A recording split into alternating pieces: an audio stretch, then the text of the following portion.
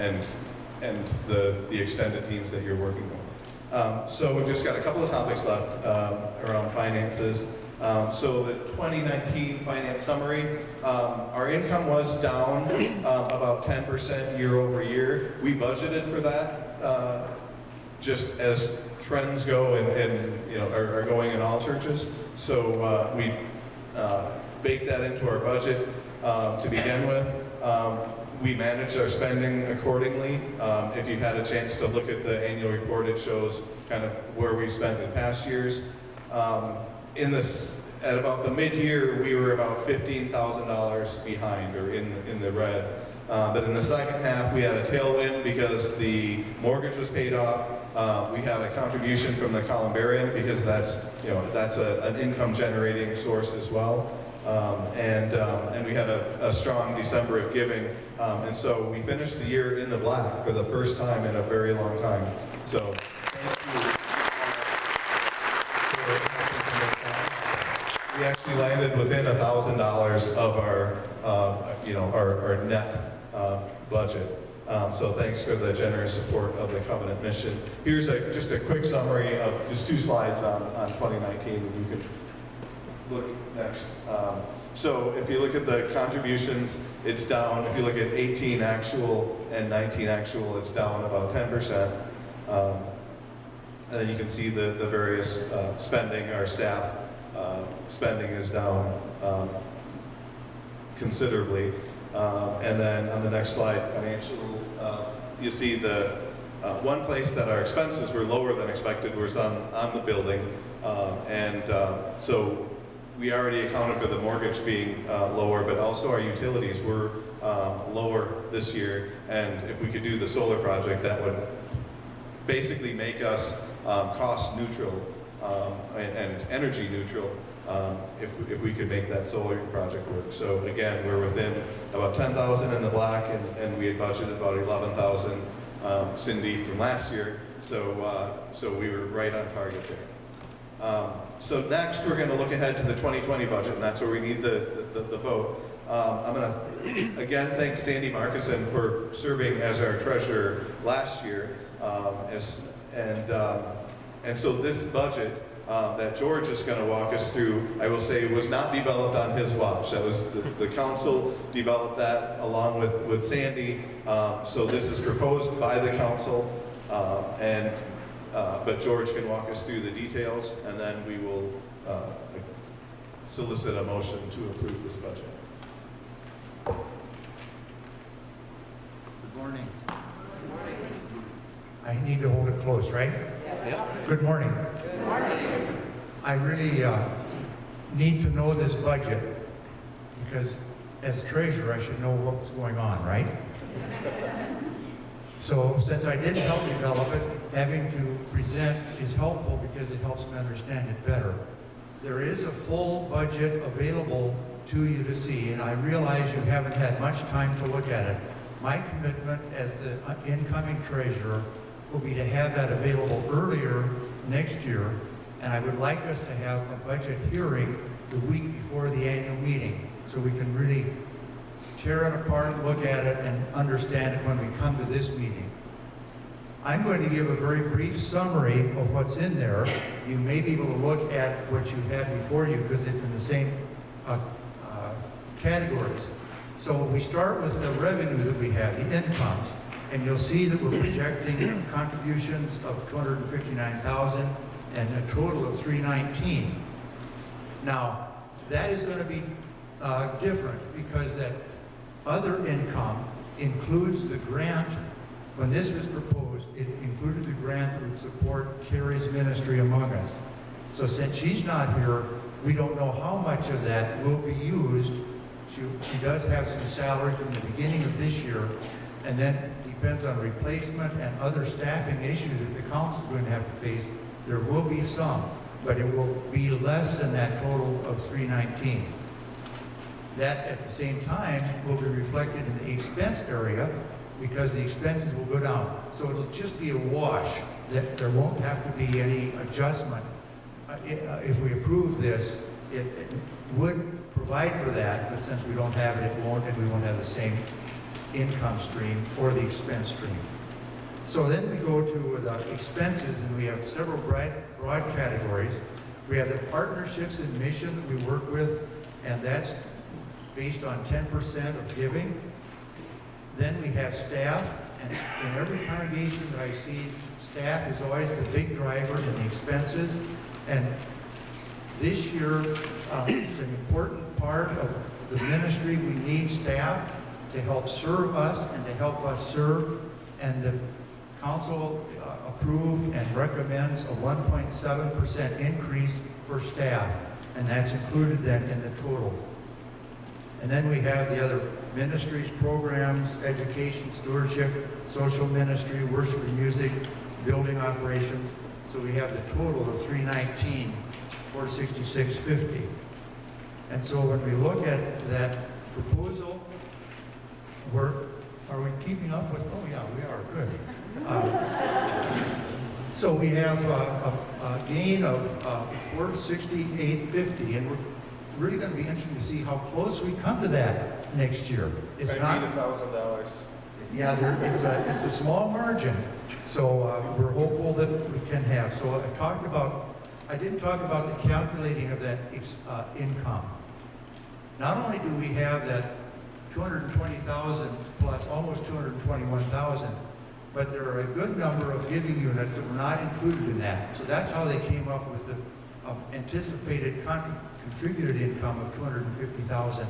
I personally am optimistic that we can exceed that with a dedication and commitment to go forward. I've already talked about the impact of Terry's leaving on offset of expenses and income, talked about the increase of 1.7, and the building operations are the decrease because there is no mortgage anymore to move on. And then we have the mission partners, and I wanted to say a bit about that. Covenant exists here not just for ourselves, but to reach beyond and have partners in many different areas. 10% is what this congregation is committed to giving beyond the congregation. I'd like to challenge us to grow that every year by a percentage. But we'll see how that goes. 6% of that total is to synod and church-wide. We send one check, and that's to the synod. And the synod then passes on to church-wide. And in this year's budget, synod-wide, if we sent $100 to the synod, 47 of that would go to the church-wide offices in Chicago for their ministry, and 53 of those dollars would stay in the synod for their work. We also then will be giving 0.6% to Lutheran World Relief, ELCA Global or World Hunger, and our sister parish in Dorado. And then 0.2% to Lutheran World Relief. So those are what I call world or national outreaches of Covenant through your contributions. And then we have the local partners.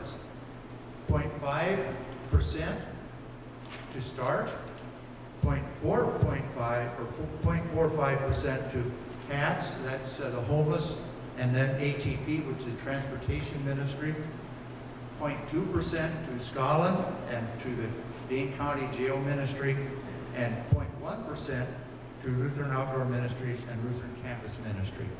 And as Gary mentioned, Social Action did some work on this, and I think we're going to have to continue to look at these things and say, are these valued ministries of our congregation? Are there some that we should be doing that we're not doing? Or there's some that we're doing now that we should say, let's morph into a different direction? So that's my quick summary of this, and I think we always have questions or comments, if any have available on, and I may be able to answer some, but the council really needs to back me up. Yes, Amy. Just to clarify, so under the Director of Youth and Family, 0 is budgeted for this year. Last year it was $17,000. Are we going to be doing a search to replace Carrie, and is that where that will be budgeted? So, Let me get my budget out so I can look at it. So to answer the second question first, are we going to search for a replacement? We are definitely going to, we're going to continue that Christian education development.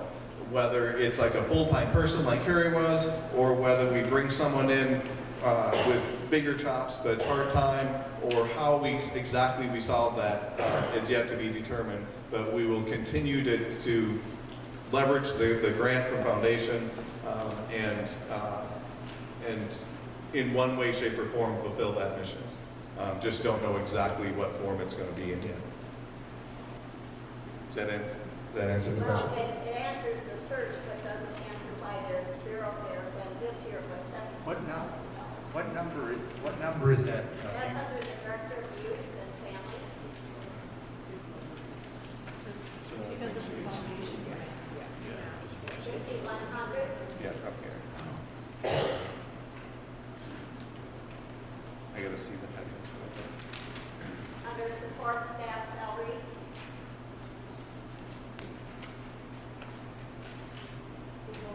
Yeah, so she's saying. Oh, I see what you're saying. Yeah. George, is that the grant?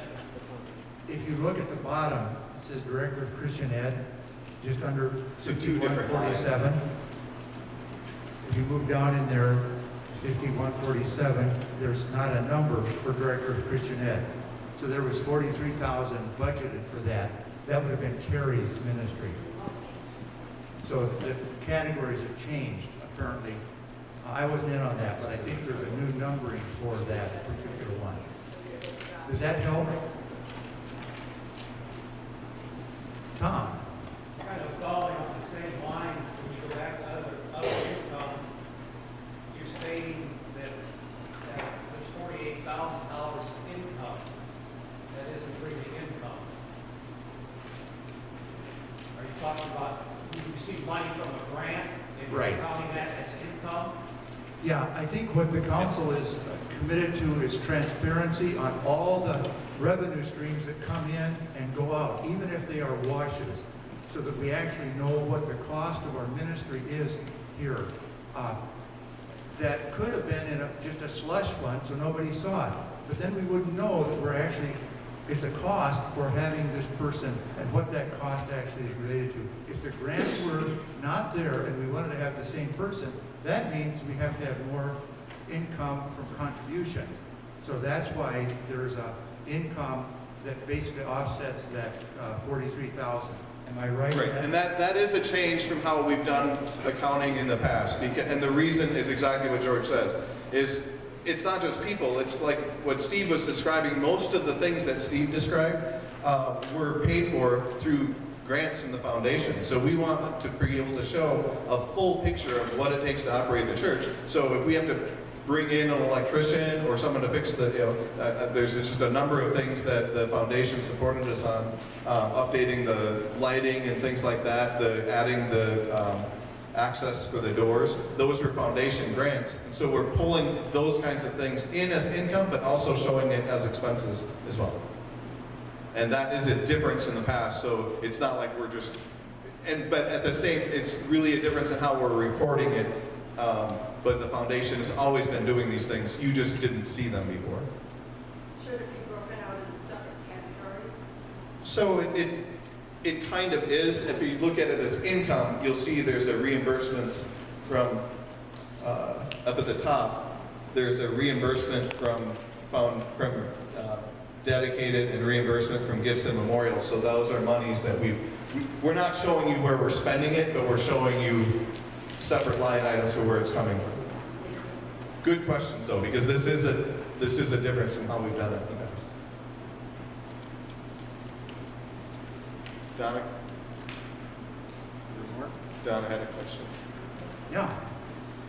Social action, it seems as though the budget that we recommended to you didn't come back the same way. I mean, it's not a lot, but we're just wondering if there was any discussion in council how that got changed.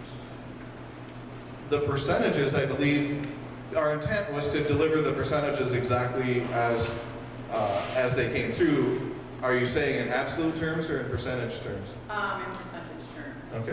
So there's just been a little bit of some changes, and we just thought maybe there would have been some discussion at the council level. Our intent was What I gave Sandy to build into the model was exactly the percentages that we came up with. If there's, you know, if, It won't change the bottom line, but yeah, there may, in the allocations, it may be just a little bit different. okay, we can, Based on the minutes that I'm reading. if we can just capture that in the minutes is something to follow up on. Sure.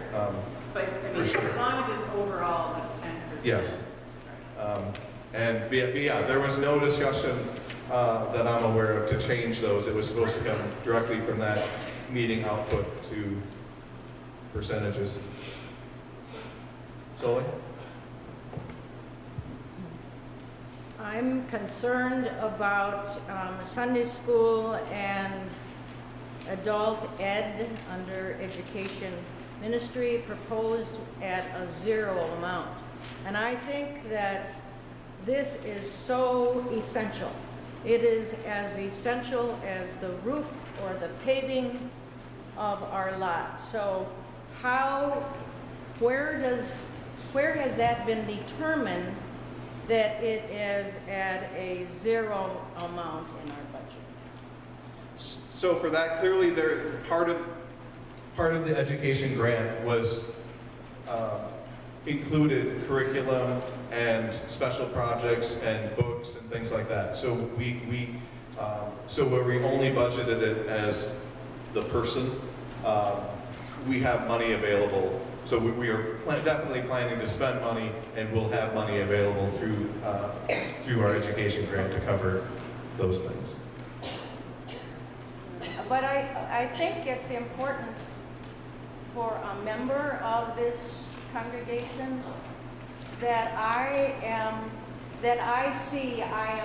part of a giving unit that doesn't just come as a grant, but it is a designated. Yep, you're right. I completely agree with you. And we should have, I mean, we solicited all of the team. Every team had an opportunity to go out and develop a budget and then propose it.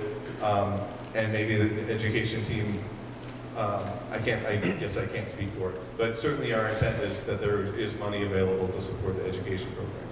But I agree, it should be listed explicitly. And not something- lumped into somebody's salary. Right. Or just a line item of education in general, but yeah, I agree with you. It would be better, because we will spend money on it, and it should show up as part of the budget. Thank you.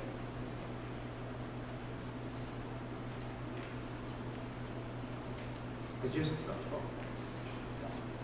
Mr. Chairman, I move approval of the 2020 Lutheran Church budget. So we have a motion to approve the budget. Do we have a second? I'll second. Okay, we got 2 seconds. And Nelson. Take it. Any further discussion?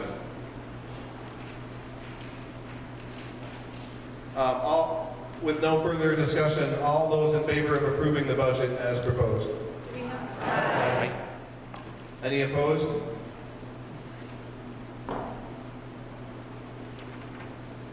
I'm appreciative of your support of this budget.